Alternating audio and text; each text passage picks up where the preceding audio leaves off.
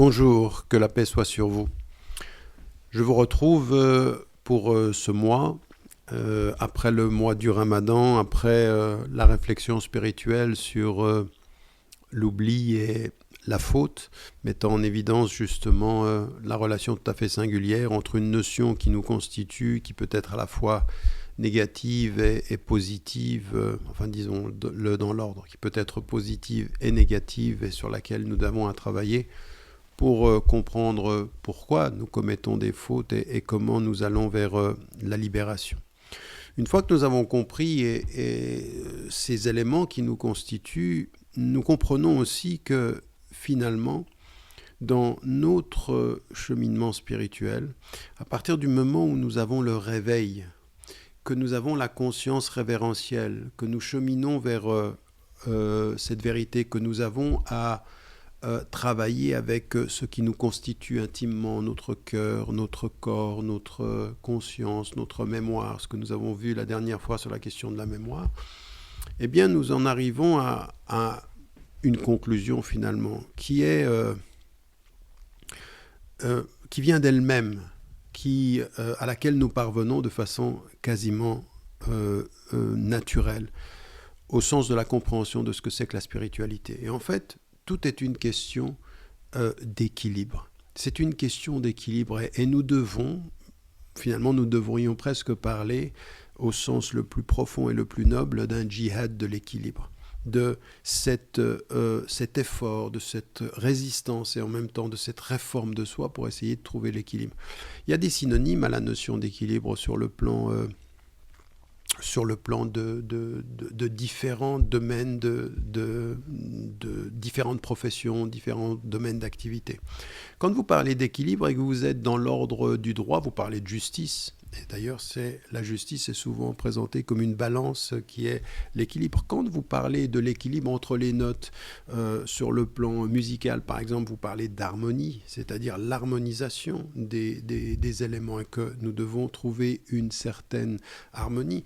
Quand vous parlez de l'équilibre entre ce qui constitue des rapports de force, par exemple, que ce soit entre un homme ou une femme ou dans une société, vous parlez d'égalité. Vous pouvez même aller aussi et parler d'équité dans un rapport plus profond encore.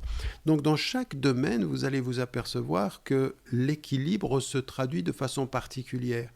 Mais au fond, la spiritualité, c'est cette quête de l'équilibre dans ce qui nous constitue et dans ce que nous allons réussir à réaliser. Dans ce qui nous constitue, cet équilibre, il est d'abord d'observer ce qui nous constitue. Et ce qui nous constitue, c'est à la fois notre corps, notre cœur, notre conscience, notre esprit, 4 éléments, 4 facultés, 4 expressions de facultés, parce qu'on pourrait difficilement penser que le corps est une faculté, et pourtant le corps a une mémoire, pourtant le corps apprend, et pourtant le corps reste marqué par une histoire. Donc il a une capacité de mémoire, il a une capacité d'absorption des éléments qui sont autour de lui. Donc le corps apprend, le corps se forme, le corps réagit. Et donc de la même façon, la conscience, de la même façon notre intelligence. Et ce qui nous est dit dans la tradition musulmane, et cela, ça fait écho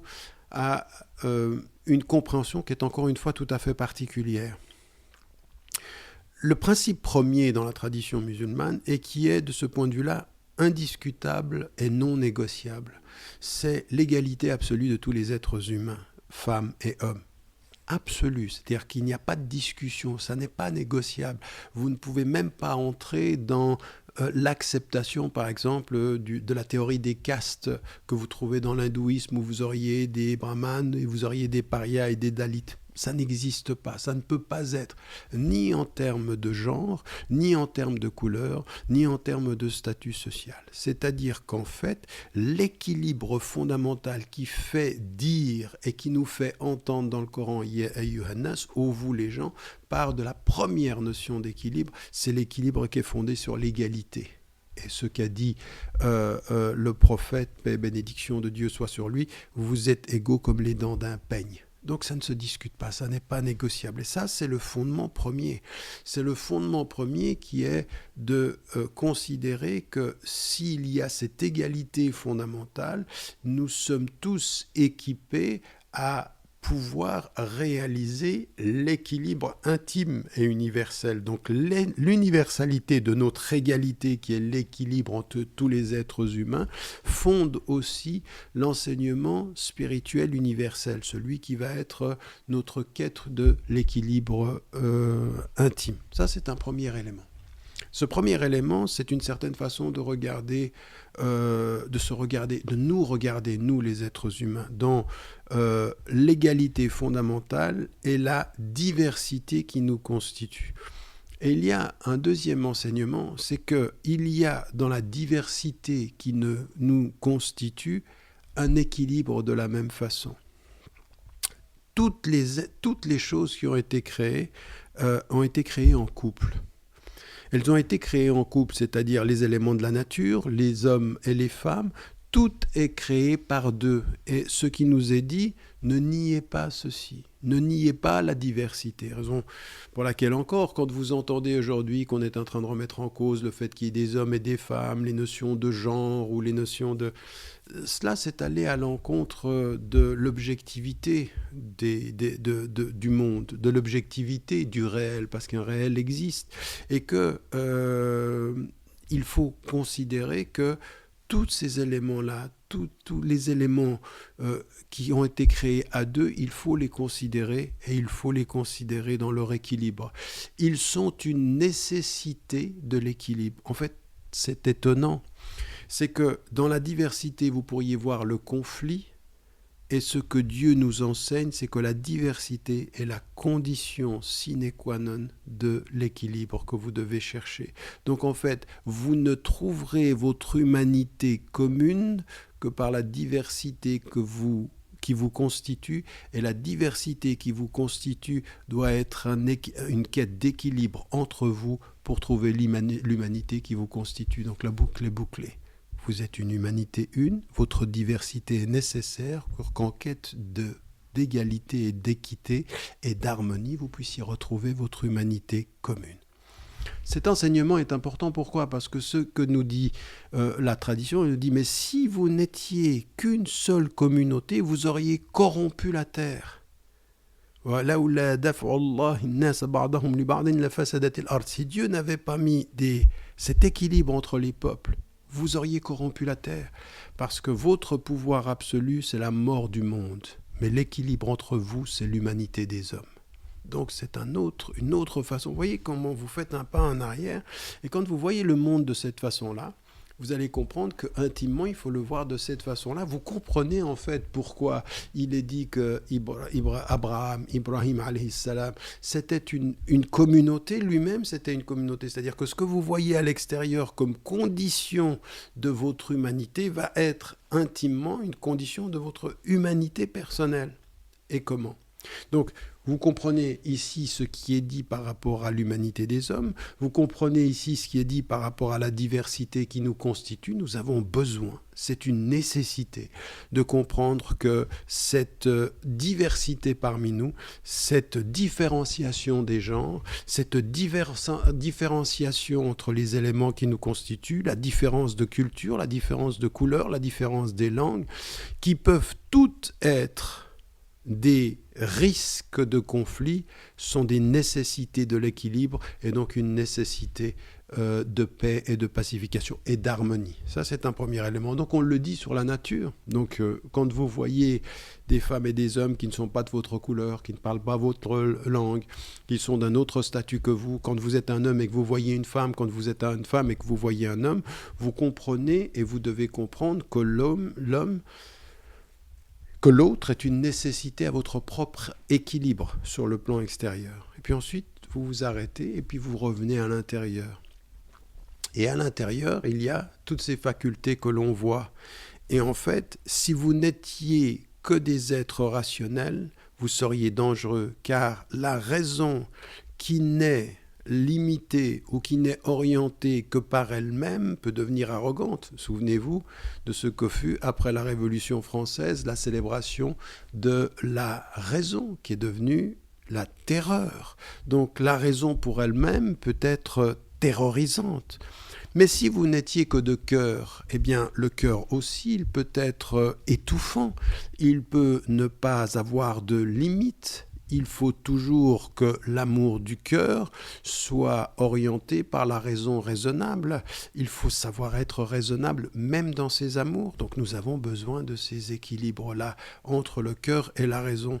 Et de la même façon, quand nous sommes dans l'ordre du corps, il faut pouvoir célébrer le corps, il faut pouvoir le respecter, mais le corps doit aussi être géré par les limites qui, de ce point de vue, lui permettront de trouver son épanouissement.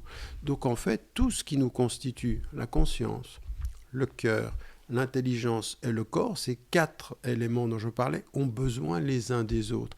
Mais ce qui nous est dit dans notre tradition, c'est n'en nier aucun. C'est-à-dire, n'essayez pas d'être de pure raison, n'essayez pas d'être que des êtres de cœur. Comprenez ce qui vous constitue, ce qu'étaient les 3 ordres dans la tradition de Pascal, qui est l'ordre de l'esprit, l'ordre du corps et l'ordre du cœur, qu'on retrouve d'ailleurs bien avant lui dans la tradition de Abu Hamid el-Ghazali, quand il met en évidence dans notre connaissance que nous avons de nous-mêmes, dans l'alchimie du bonheur, tous ces éléments qui nous constituent et qui sont effectivement le souffle, le cœur, la personne humaine, et vis-à-vis desquels on doit trouver notre équilibre, et qui renvoient bien avant eux aux philosophes musulmans, El-Farabi ou El-Kindi, qui mettaient en évidence, là ici influencés par la tradition grecque, les éléments de ce qui constitue notre félicité, Saada, dans la tempérance, dans le fait de maîtriser les éléments qui nous constituent sans culpabilité, mais avec responsabilité.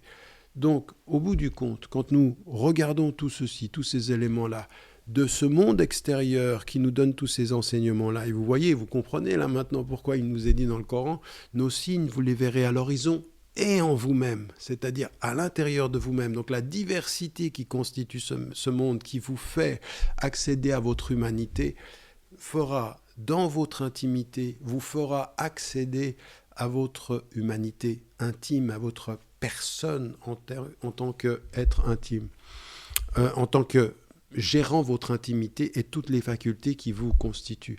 Mais pour parvenir à quoi finalement ?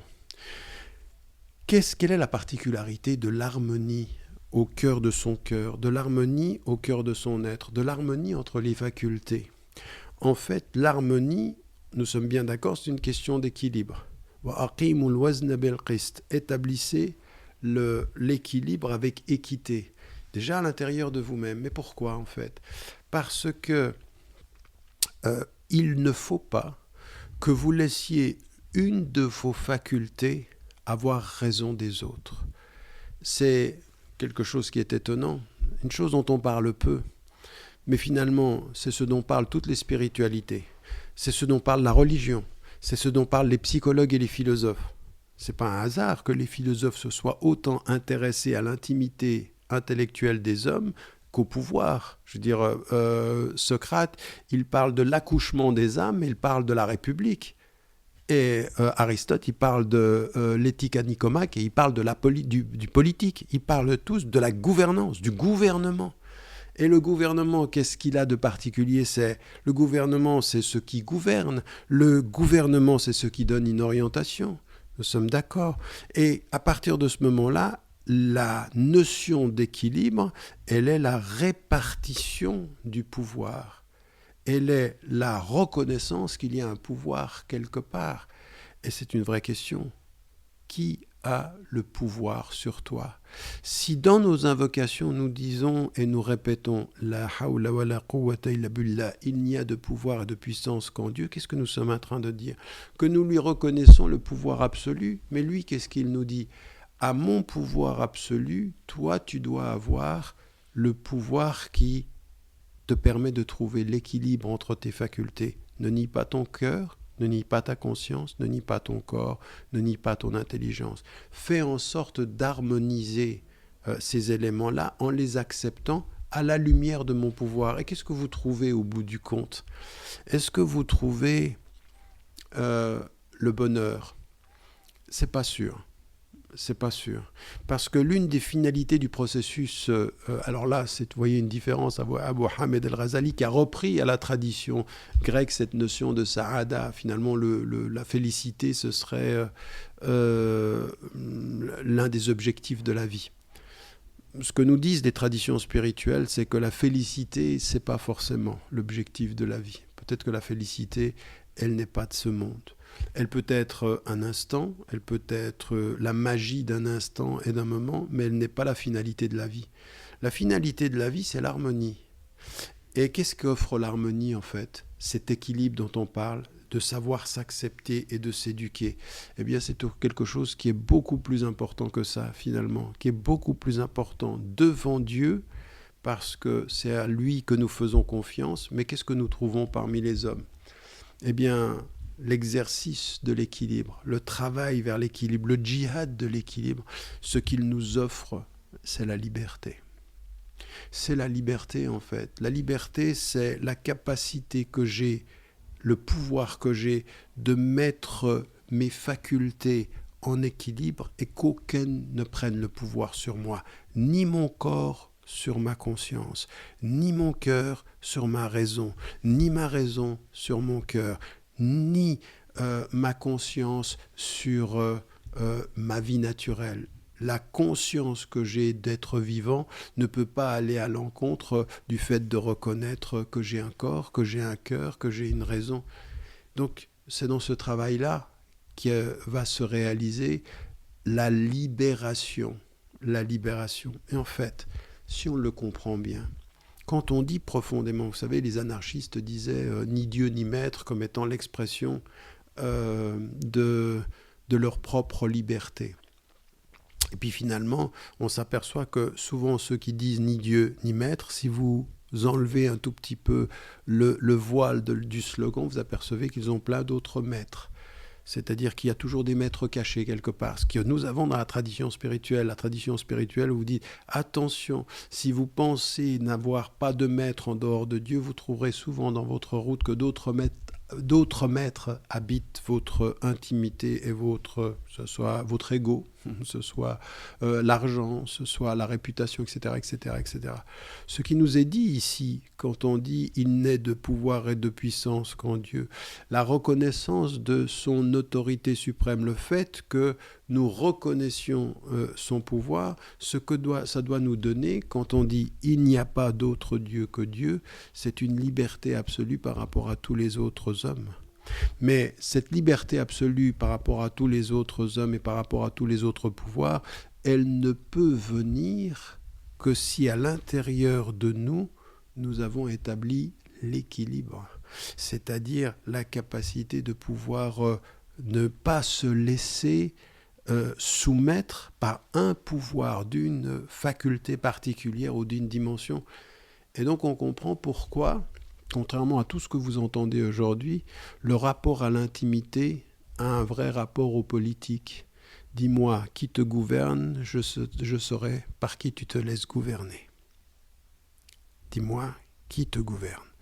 Si c'est ta raison, si c'est ton cœur, si c'est ton corps. Et après, on saura par qui tu te laisses gouverner. Mais si tu n'as pas l'effort de te gouverner, on te gouvernera. Si tu n'as pas la liberté de gérer cet espace intime, eh bien, on gérera ton espace social. Il y a ce rapport-là. Et entendez du fond des âges cette formule coranique, il le dit, mais avec une force que nous, on conçoit très très superficiellement. Inna Allah la yughayyiru ma biqawmin hatta yughayyiru ma bi anfusihim. Dieu ne change pas ce qui est en un peuple avant qu'il change ce qui est en eux-mêmes. C'est-à-dire la gouvernance collective commence avec la gouvernance intime, le gouvernement de l'être. Est-ce qu'il y a cet équilibre qui te rend libre? Maintenant, si tu as envie d'être heureux, déséquilibré, libre à toi, mais il n'y aura pas vraiment de bonheur. Mais si tu veux être libre, il faut que tu sois équilibré. Et il se peut d'ailleurs qu'au bout de cette liberté, eh ben, tu trouves un tout petit peu de bonheur, tu trouves un tout petit peu de paix. C'est ceci qui est essentiel. Ce sera la paix. La paix, elle n'est pas forcément, douce. Dans la paix, il n'y a pas forcément, il y a des larmes aussi. Dans la paix, il y a de la difficulté. Dans la paix, avec paix, connaître la séparation, c'est avoir cette liberté d'accepter ce qui, du point de vue de notre vie quotidienne, peut être extrêmement difficile. Il faut le savoir, il faut s'en rendre compte. Et c'est là où on comprend qu'il y a une différence de fondement entre qui est en quête de paix et qui est en quête de bonheur. Il faut trouver la paix et subsidiairement le bonheur viendra, mais essayer de chercher le bonheur sans l'harmonie qu'offre la paix, c'est se tromper, c'est finalement être dans une sorte d'illusion. Ce qui revient à ce que nous disions au début, l'éveil au début du chemin, c'est de ne pas accepter que le voile, que l'illusion nous perdent dans les objectifs que nous donnons à notre vie. Et que ce à quoi nous sommes invités dans ce cheminement, c'est à comprendre que notre liberté, c'est de ne pas faire ce que l'on veut, surtout quand on ne sait pas ce que l'on veut. Notre liberté, elle vient de la maîtrise de ce que l'on est, parce qu'en maîtrisant ce que l'on est, alors on décide ce que l'on veut. N'oubliez pas de dire à ceux que vous aimez, que vous les aimez, la vie est fragile, et au mois prochain, si Dieu le veut.